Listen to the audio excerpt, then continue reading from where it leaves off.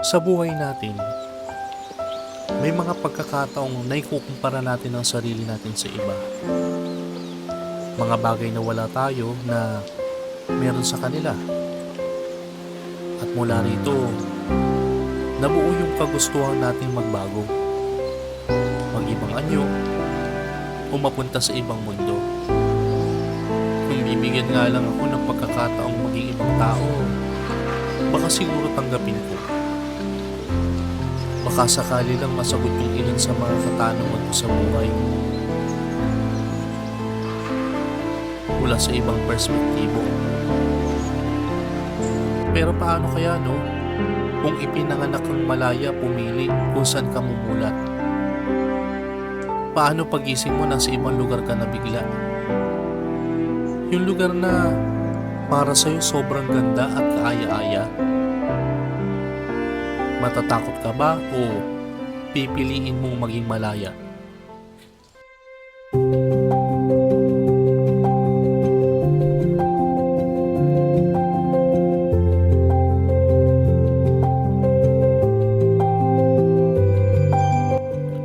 Nagsimula ang trip ko 5 days ago bago ang kaarawan ko. Nagpa-reserve agad ako sa Coda Lines sa kanilang Facebook official page. 9 PM yung ride na binook ko.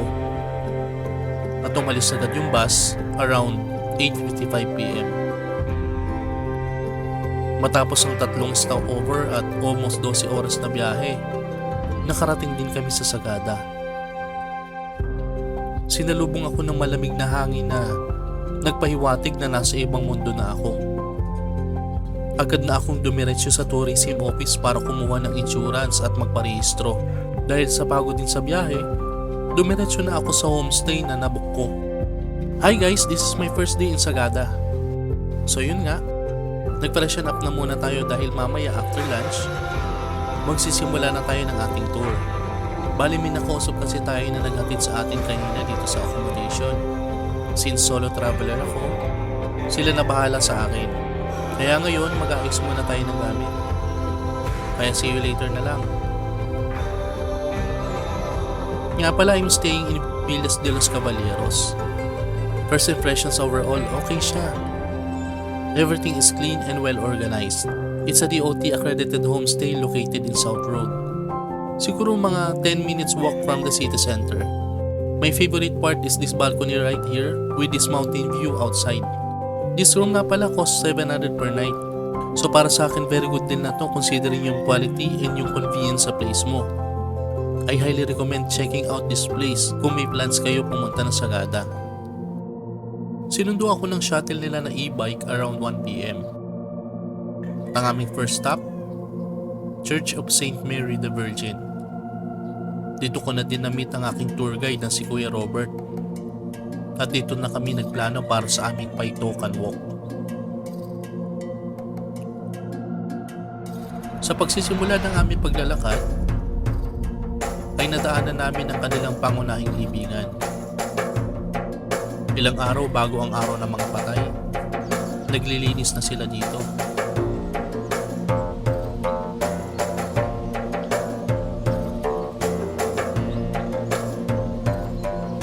After a few walks, nadaanan na namin ang Eco Valley. At base sa pangalan, umi-echo dito yung boses ng mga tao kapag sumisigaw. Dito din umiiyaw yung mga pamilyang nawala ng kanilang mga mahal sa buhay para i-express ang kanilang pag-iinagpis. Pero sa ngayon, ipinagbabawal ito lalo na sa mga turista dahil sa isang pagkakataong may isang turista dito ang hindi na nakapagsalita pa. Pinaniniwalaan kasi nilang sagrado talaga ang lugar na ito. Sa baba nito ay ang famous hanging coffin ng Sagada. Sa mga kabaong ay nakalagay ang igorot names ng mga yumao. Ganito maglibing ang mga kababayan natin dito for almost 2,000 years. Pero itinigil nila ang practice na ito noong 2010. Busog na busog ang mga mata ko sa magagandang tanawin sa paligid na totally engulf ako by nature. Puno, bundok, ulap, at iba't ibang mga kuweba. Ramdam na ramdam mo ang mga yakap sa iyo ng kalikasan. Inabot kami ng malakas na ulan pabalik, pero I have never felt more alive. Dahil walang tigil ang ulan, bumalik na ako sa room at nag-chill hanggang sa mag-dinner time.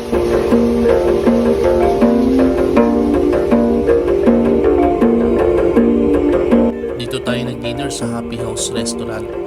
Malapit lang sa aking homestay, Northern Luzon Cuisine. Sobrang lamig lang, grabe.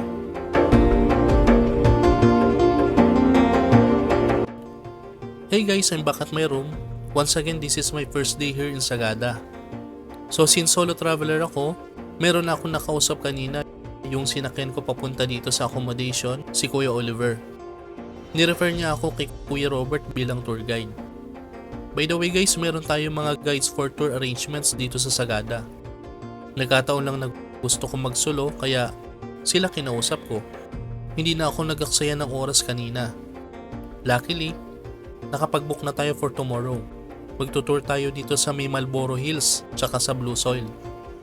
Ang call time namin ay 4 AM. I'll be up at around 3 to 3:30 AM. Mga ganun siguro. So, I'll take a good sleep na siguro. Sana makisama sa atin ang panahon bukas at makita natin yung hinahanap talaga natin. Kaya natin pupuntahan yun. See you tomorrow!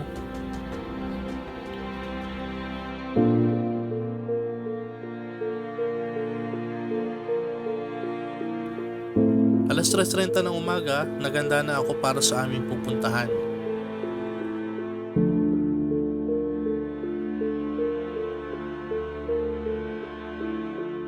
Sinundo na ako ni Kuya Oliver papunta dun sa location, bakit ng Marlboro Hills.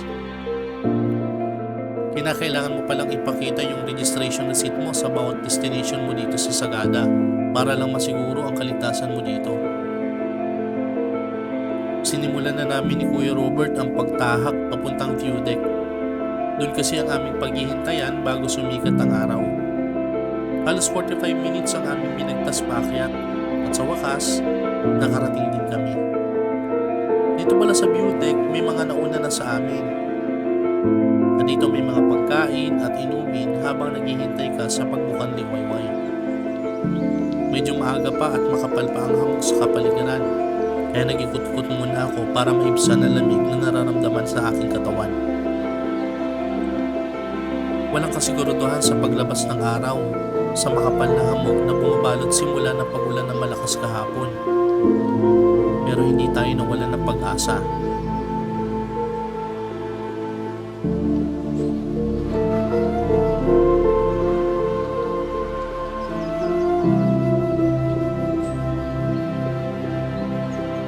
Tayo sa Marlboro Hills.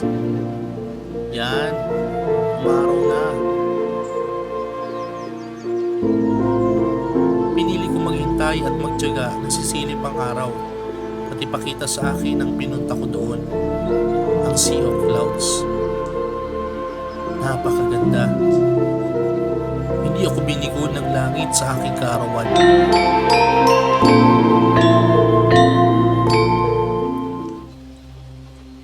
Nagdesisyon akong wag nang dumiretso sa Blue Soil dahil sa 2 hanggang 3 oras pa namin itong babagtasin.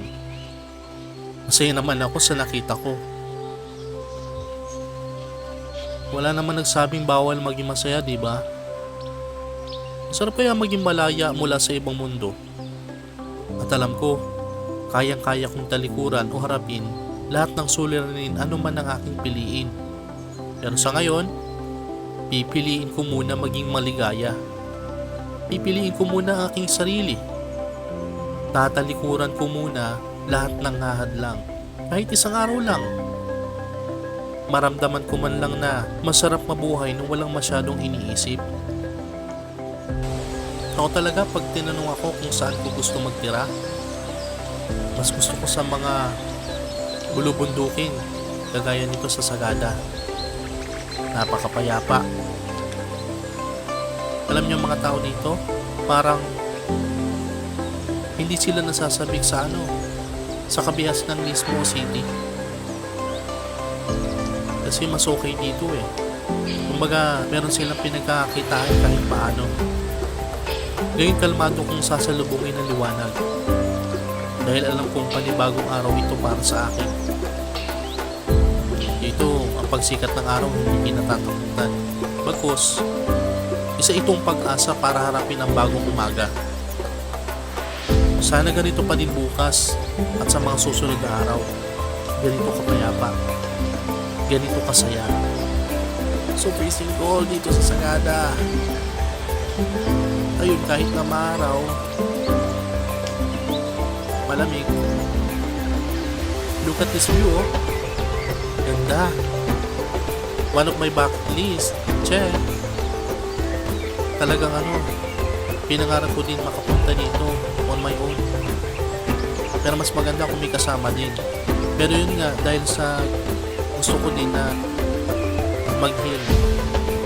Kumbaga, sa lahat ng naranasan namin itong taon, ewan ko na lang pero talagang nakaka-depress. Pero ganun talaga, kailangan mo magpatuloy. Sabi nila, kahit ano pa ihangin sa iyo ng buhay, basta alam mong bumalik sa pinanggalingan, tiyak na kayang-kaya mong bumalik mula sa laban ng buhay.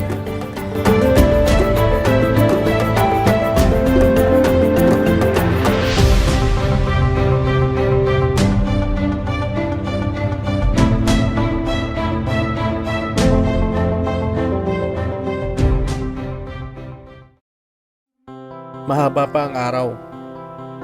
Pagkatapos naming umakyat sa Marlboro Hills, nag-ikot-ikot na muna ako.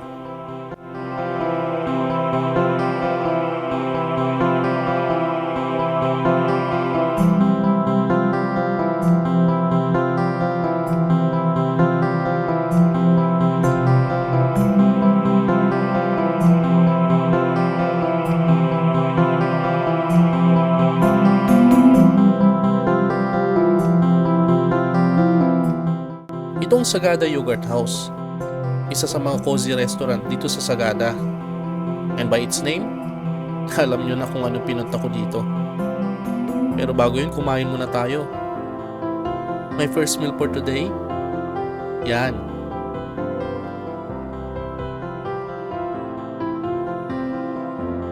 Kain tayo guys.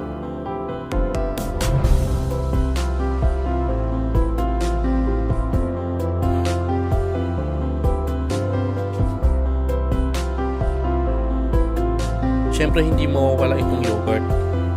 Kaya dito ako kumain.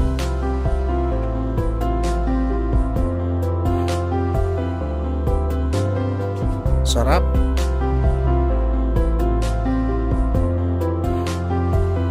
Naghahalo yung asim tsaka tamis.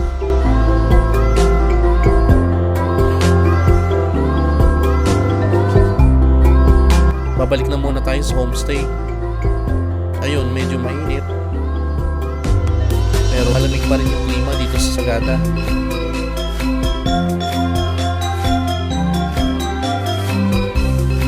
Dito tayo sa may downtown.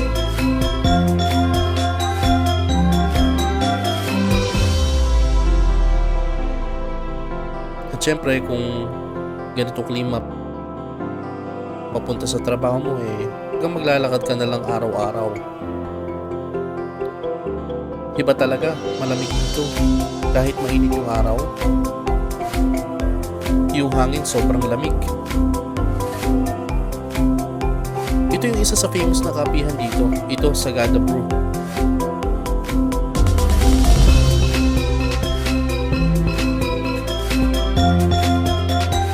Nakakatuwa kasi lahat ng halos ng kilalang kainan dito sa Sagada, malapit lang talaga sa tinutuluyan ko. Kaya walking distance lang talaga.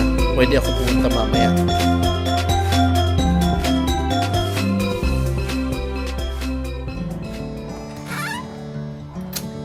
Gustuhin ko man tumigil pa ng ilang araw para mapuntahan ko pa yung lahat na pwede kong mapuntahan dito sa Sagada. Pero kailangan ko nang bumalik sa realidad. Ang realidad na kailangan ko magpatuloy sa kung ano meron ako. Hindi ko pinagsisisihan na yung mismong kaarawan ko, dito ako na malagi kahit mag-isa ako. Salamat, Sagada. The sky